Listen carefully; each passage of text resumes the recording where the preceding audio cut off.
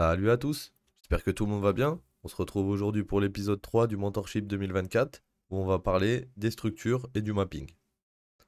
Donc dans les deux premières vidéos, on avait vu comment identifier des pullbacks valides au niveau des bougies, ok, pour pouvoir construire après notre IDM et valider nos structures. Donc aujourd'hui, on va voir tout ça en détail ensemble. Donc sur le premier graphique, vous avez une première montée et il va falloir identifier où sont vos pullbacks valides des bougies pour pouvoir savoir où est votre inducement.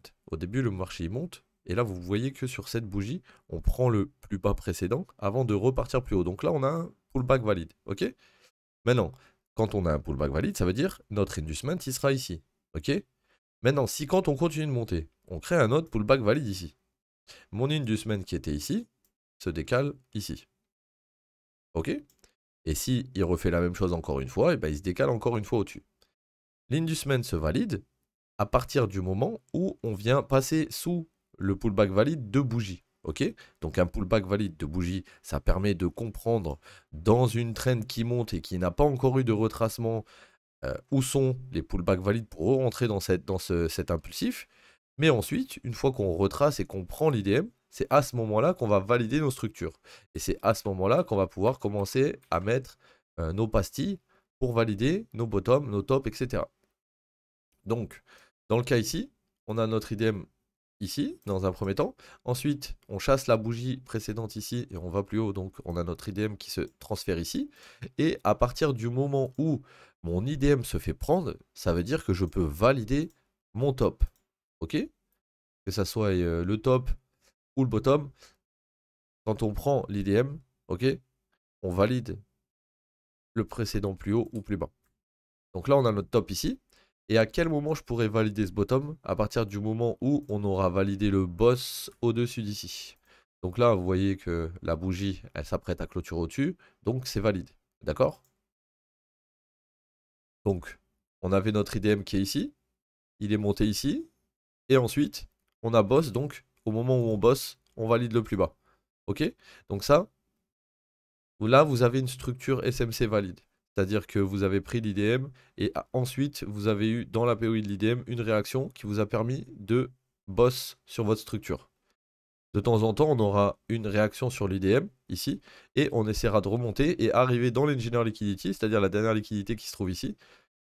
On bloque dans la POI et on descend pour aller chercher l'engineer liquidity. D'accord? Donc, c'est pas le thème d'aujourd'hui, mais ça sera peut-être le thème des prochaines vidéos, on verra. Pour le moment, là, sur cette structure, elle se valide comme ça. Maintenant, sur le graphique numéro 2, vous avez à peu près la même chose. On a une chasse ici, un premier IDM qui se crée ici. On a une deuxième chasse ici, donc l'IDM se crée ici. Et au moment où on vient prendre l'IDM, ok, c'est à ce moment-là que votre marché, potentiellement, il va valider son top. Ok. Maintenant, pour valider un break de structure, donc un boss, il faut qu'on ait une clôture au-dessus du précédent, plus haut. Ok. Dans le cas précis, qu'est-ce qu'il nous a fait? Une mèche.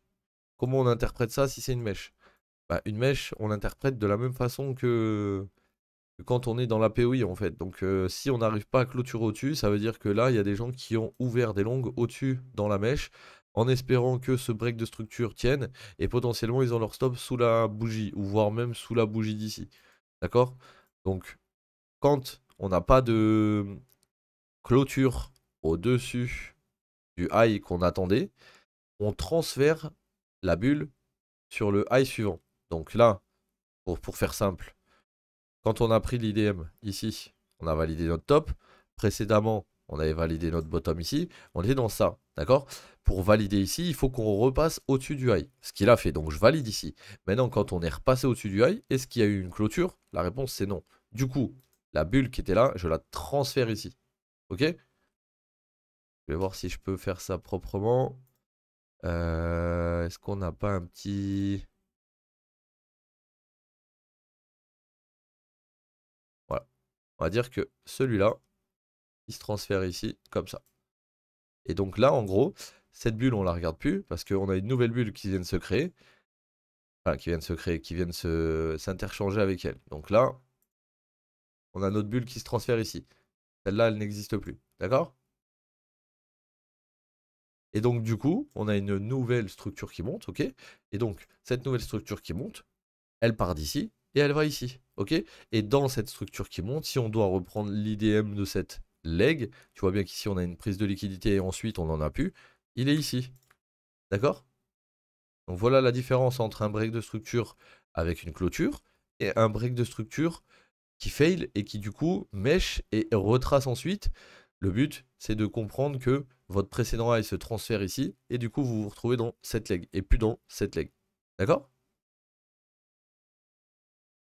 Donc ce qu'on va faire, c'est qu'on va essayer d'aller trouver des exemples sur le graphique. Je vais essayer de vous montrer 2-3 exemples de mapping.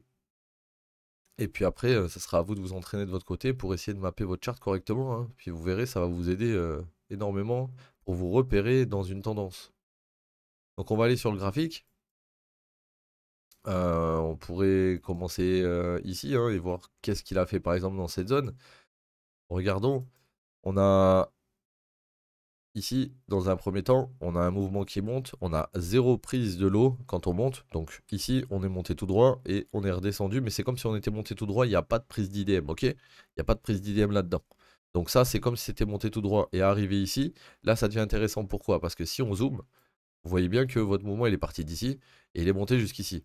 Et entre là et là, sur les pullbacks, ici, sur les bougies, vous voyez bien que, par exemple, celle-là, là, cette bougie violette s'est faite chasser par celle-ci. D'accord? Donc ça veut dire que j'ai un pullback valide de bougie. Comme je vous ai expliqué, un pullback valide de bougie signifie un prochain IDM, ok? Pour après. Donc là, au-dessus, on n'a pas de chasse. C'est là mon IDM, ok? Une fois qu'on prend l'IDM, je peux faire quoi? Je peux valider mon top. Donc, on était sur ça, ok? Là, je valide mon top. À quel moment je pourrais valider ce lot? À partir du moment où on aura clôturé ici, ok? Et là, est-ce qu'on a des clôtures? On a potentiellement une clôture, mais c'est pas très très très propre, ok? C'est pas très très très propre, mais on va valider la clôture. Du coup, ça nous ferait une nouvelle structure comme ça et comme ça. Et là, regardez bien ce qu'il a fait votre marché. Donc là, vous avez boss, ok? C'est parfait. Et là, regardez au moment où on est revenu dans votre POI, c'est-à-dire dans la zone tout en bas, qu'est-ce qu'on a fait?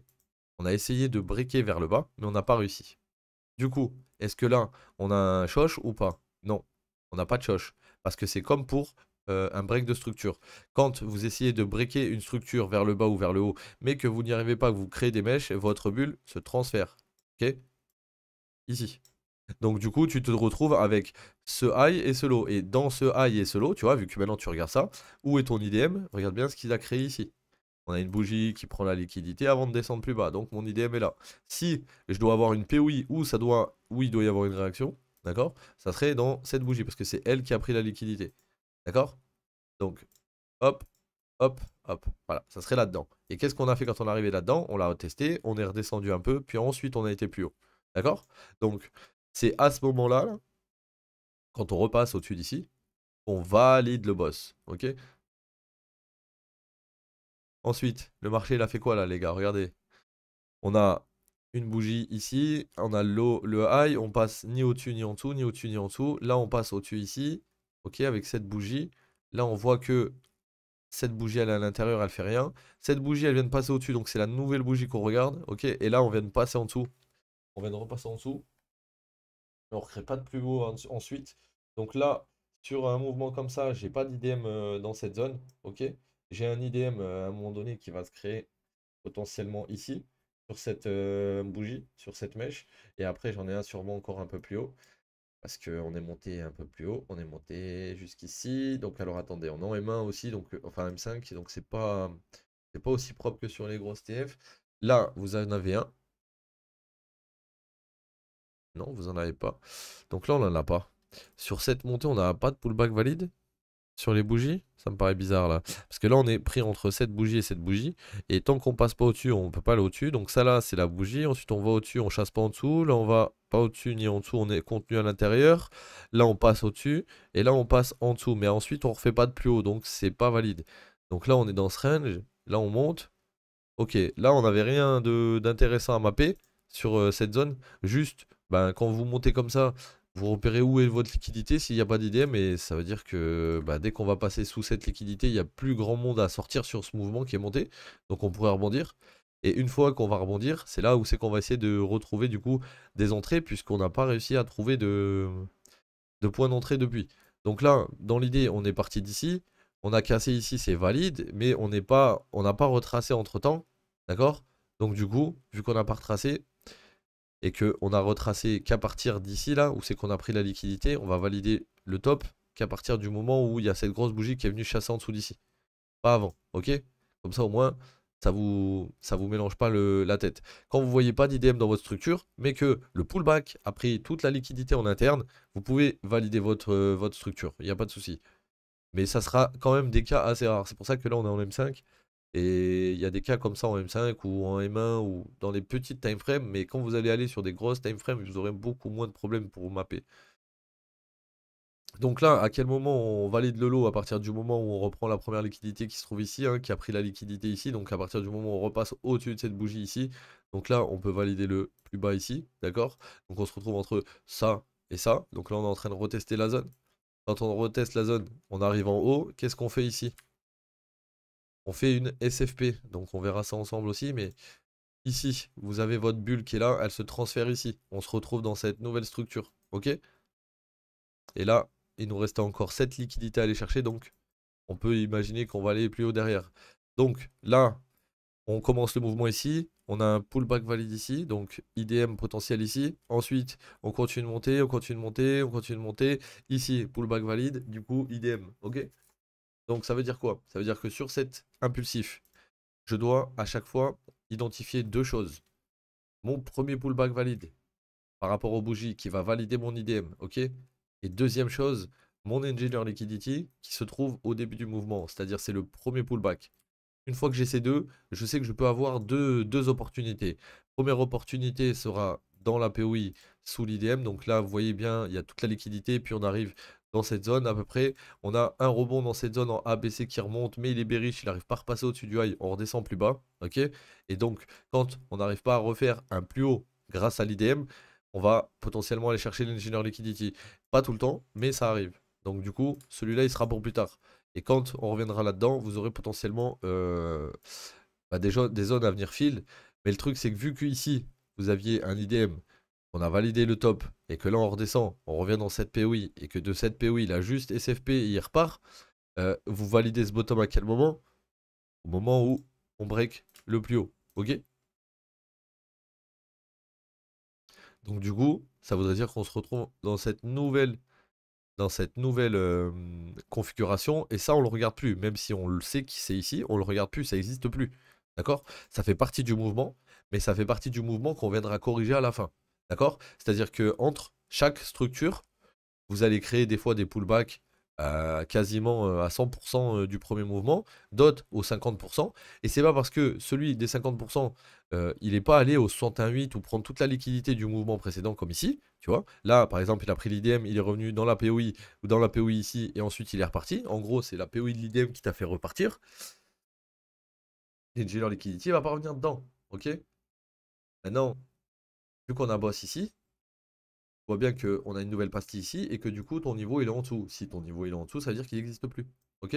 Il n'existe plus pour ce mouvement. Parce que tu verras que tes pastilles elles vont se suivre au fur et à mesure et à un moment donné on va la casser vers le bas. Et c'est à ce moment-là qu'on viendra après rechercher toutes tes pastilles bullish qui sont montées, tu vois. Là pour le moment, c'est comme si on regardait à gauche et qu'on était en train de charger toutes les pastilles bullish, enfin bearish qu'il y avait ici. Tout notre mapping bearish qu'on avait dans cette zone, on est venu tout laver.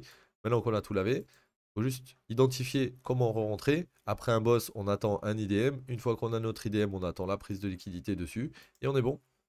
Ok? Donc moi, je vous conseille de vous entraîner un maximum sur ça parce que ça va vraiment, vraiment, vraiment, vraiment vous aider à vous repérer sur vos graphiques. Surtout que bah là, vous avez une technique simple. Il faut juste prendre la main avec. Tu vois? Si par exemple, je veux mapper cette petite partie, c'est très simple. Je dois juste identifier où sont mes pullbacks valides dans cette trend. Donc je pars du principe qu'ici c'est mon dernier plus haut, ok? Et ben comment je fais pour trouver où vont être mes IDM et tout sur le chemin? Donc là, sur cette descente, pas d'IDM. On remonte, on redescend, mais on ne crée pas de nouveau plus bas. Là, on remonte, on égalise les highs. Pas d'IDM, ok? Cette descente, pas d'IDM. On a une prise de liquidité ici, mais on ne recrée pas de plus bas, ok? Donc si on ne recrée pas de plus bas, ça veut dire que c'est pas valide. Cette prise de liquidité était bonne, mais elle ne recrée pas de plus bas. Ça, faut le comprendre aussi. Donc si on ne crée pas de plus bas, ça veut dire que c'est pas valide, c'est pas un IDM. L'IDM, en fait, il vient d'être créé à l'instant, on l'a pas encore pris. Donc du coup, là, on n'a rien. Ensuite, on descend, on n'a rien, on descend. Là, on remonte au-dessus du high précédent. D'accord? Donc là, dans le cas où on reviendrait au-dessus d'ici, parce qu'on a un pullback valide, ça, c'est mon IDM, ok?